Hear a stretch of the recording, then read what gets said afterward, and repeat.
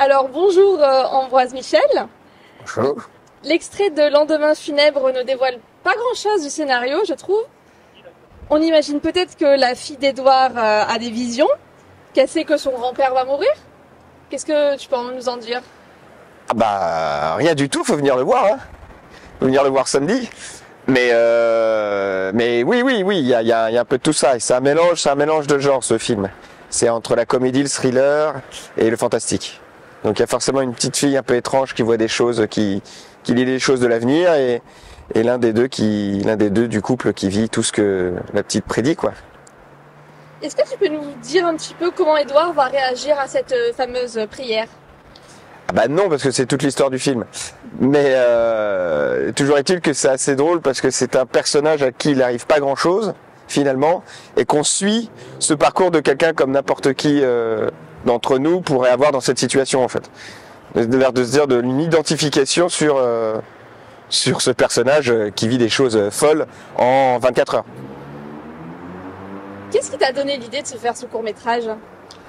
Ah, c'est une idée, c'était rigolo parce que je voulais faire à tout prix de la comédie à la base. J'ai cherché un scénario de comédie, j'avais du mal parce que j'ai toujours une tendance moi à écrire des choses qui sont un peu ambiguës. Et la preuve, et c'est juste en parcourant un jour, toute une après-midi, des heures et des heures de recherche pour trouver une histoire drôle ou une blague. Et je suis tombé sur une histoire drôle qui parlait d'une petite fille qui faisait une petite prière et qui prédisait des choses de la vie de ses parents. Et que j'ai repris cette base-là, que j'ai tout réadapté pour en faire ce que c'est devenu là dans le Lendemain funèbre. Et qu'est-ce qui va devenir ensuite ce court-métrage? Il sera disponible quelque part pour que les gens puissent le regarder? Bah, je pense, là, il est en fin de vie de festival, donc je pense que là, d'ici peu de temps, il va finir par aller sur Internet ou essayer de pouvoir le faire reparcourir parce qu'il est déjà passé sur OCS, sur Orange et tout, dans les avions et voilà. Mais là, comme c'est une fin de parcours de festival, donc je suis très heureux qu'il vienne finir sa carrière de festival ici. Mais oui, le but c'est que les gens puissent le voir et qu'il soit quand même le plus accessible possible. Parce que le but c'est qu'il soit vu. Donc après il faudra rechercher le lien sur internet pour qu'on puisse le. Oui, le sur mes réseaux sociaux, de toute façon, le jour où il sortira, je le partagerai. Et le genre fantastique t'attirait particulièrement? Bah, moi ce que j'aime c'est les différences de genre. J'aime bien les différents genres. Comme j'ai appris plus jeune ce langage cinématographique, la réalisation, entre les codes de plan à plan, la grammaire qu'il y a autour de ce langage-là. Et moi après c'était de m'amuser sur différents genres. J'ai pas un genre prédéfini, mais j'aime bien mélanger plusieurs genres. J'ai un projet de long métrage, ça n'a rien à voir par exemple. Ou c'est un autre mélange de genres très varié, quoi. Tu penses que tu voudrais continuer dans le fantastique après? Je pense qu'on est dans un moment professionnel. Oui, j'aime bien parce que le fantastique ça ouvre sur l'imaginaire. Donc ça là on peut restructurer et construire d'autres codes. Donc c'est quelque chose que j'aime bien. Après ça dépendra de l'histoire et tout, mais même le long métrage qu'on a écrit avec Mac-Auteur, il y a toujours une grosse part de fantastique dedans. Qu'est-ce que ça fait de présenter un film à un festival, même si c'est pas le premier? C'est toujours un plaisir. C'est surtout que c'est quand même le premier vecteur de public. Dès qu'on a fait un film, quand même, dès qu'on l'a fini, on a envie de le présenter à un public. Et c'est au moins c'est le premier retour qu'on a. Donc dès que possible, on a envie qu'il soit dans tous les festivals, petits, grands, pour qu'il y ait un maximum de gens qui le regardent et puis que nous on puisse voir un peu le retour sur le film, parce que quand on écrit le scénario, qu'on le produit, qu'on le réalise, on n'a pas trop de recul. Donc on ne sait pas si ça va être quelque chose si ça va plaire. Donc c'est toujours ça le but de la projection en festival, c'est qu'au moins c'est sa confrontation au public. Et justement, tu as eu des retours jusqu'à présent sur l'accueil qu'il a eu par rapport au public? Ah oui, puisque ça fait 4 ans maintenant qu'il vit ce court-métrage.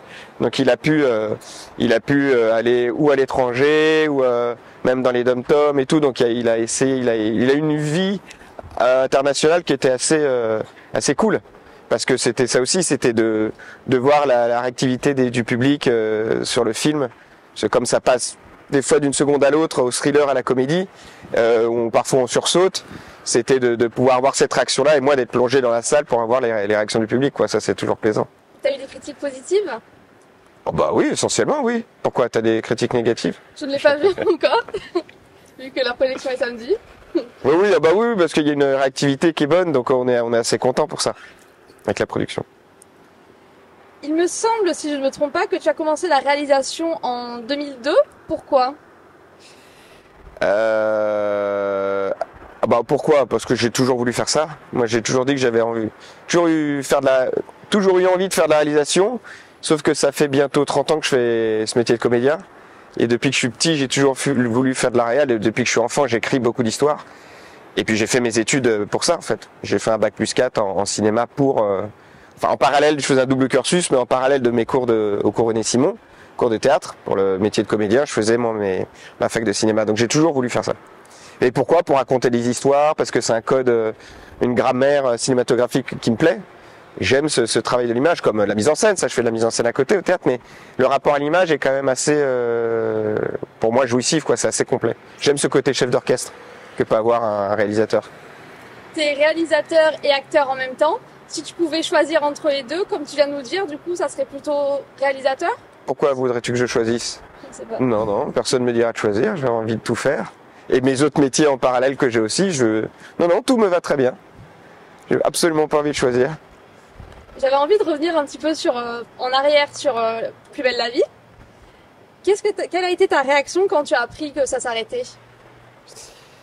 Bah, je m'étais un peu douté parce qu'à partir du moment où la boîte de prod avait été rachetée par un gros groupe et qui correspond à TF1, à partir du moment où je savais que c'était un programme TF1 sur le service public, je sentais qu'il y allait avoir potentiellement un moment où ça allait coincer, puisque c'est pour ça qu'a été créé aussi les deux autres programmes au début, Demain nous appartient ainsi Grand Soleil, pour possiblement arrêter un jour ou l'autre Plus belle la vie. Donc on s'y attendait. Après, ça reste toujours un choc, puisque c'est le seul programme quotidien social et sociétal qui a fait du bien au niveau des foyers et tout.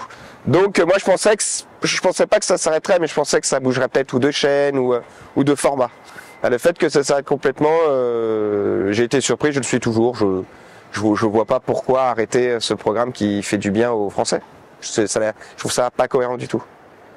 On va pouvoir revoir Rudy dans le prime final. On l'avait déjà vu dans l'avant-dernier. Voilà. Enfin, le prime final, il fait juste acte de présence. Hein. C'était juste pour boucler la boucle. Hein. Mais il aura. Non, je suis pas dans les intrigues. Et j'ai cru comprendre qu'il y aurait un mariage. Est-ce que tu peux nous en dire un petit peu plus là-dessus? Bah, il y a un peu plus que ça, puisque le film s'appelle 7 mariages pour un enterrement. Donc, en résultat, il y en aura 7.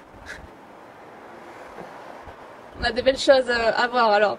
C'est un joli final, oui. C'est un final, en tout cas, c'est un final. Ils ont voulu un final festif. Donc, voilà, ils sont allés dans ce sens-là. Ça ne te manque pas de tourner dans une série quotidienne?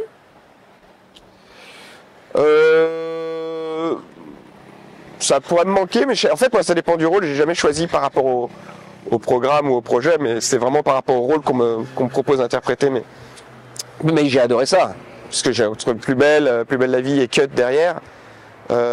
J'ai fait presque ça 15 ans de ma vie, donc j'ai adoré ça, et puis de pouvoir construire un personnage au fur et à mesure du temps, ce qui n'arrive pas dans les autres projets, c'était assez jouissif. Mais j'aime de tout, moi.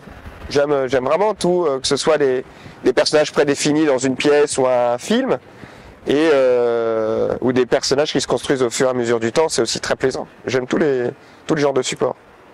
Qu'est-ce que ça t'a fait de dire adieu à Rudy après tant d'années? Je lui ai dit adieu il y a 10 ans déjà, hein, Rudy. Donc ça a été au démarrage compliqué. J'avais du mal à l'imaginer mourir, par exemple, s'il m'avait proposé de le faire mourir. Je ne sais pas pourquoi, j'avais du mal à voir mes personnages mourir, surtout avec lesquels j'ai partagé des années. Mais bon, après très vite j'étais parti sur autre chose et j'avais hâte à l'époque de faire mon métier et de faire découvrir au public d'autres personnages que je pourrais construire. Quels sont tes futurs projets après ce court-métrage? Là, c'est plus des projets, j'allais dire, derrière pour l'instant. Comédien, ça reviendra aussi, mais c'est plus des projets de choses que je développe. Donc pour l'instant, j'en parle pas puisque c'est en développement, mais les choses que je développe où je reviens un peu derrière la caméra. Enfin, si je suis derrière la caméra, je suis quand même toujours un petit peu devant aussi. Hein. Et puis du théâtre, j'ai eu une pièce que j'ai fait là début d'année, qu'on est en train de travailler pour préparer une tournée et possiblement revenir quelques jours sur Paris aussi. Donc peut-être à Menton un jour, qu'est-ce qu'on sait? Ça serait bien. Peut-être. Quel est le titre qu'on puisse La pièce s'appelle La place du mort. C'est dans le même... enfin, ça n'a rien à voir avec le court-métrage, mais il y a toujours un trait d'humour où c'est traiter la mort par humour. Plutôt en rire que voilà, de voir les choses dramatiques là-dedans. Donc c'est ton plus gros projet dont on a le droit de parler pour l'instant. Voilà, c'est celui qui est d'actualité. Les autres, c'est plutôt en devenir, qui reste secret. Merci beaucoup Ambroise. Merci à toi.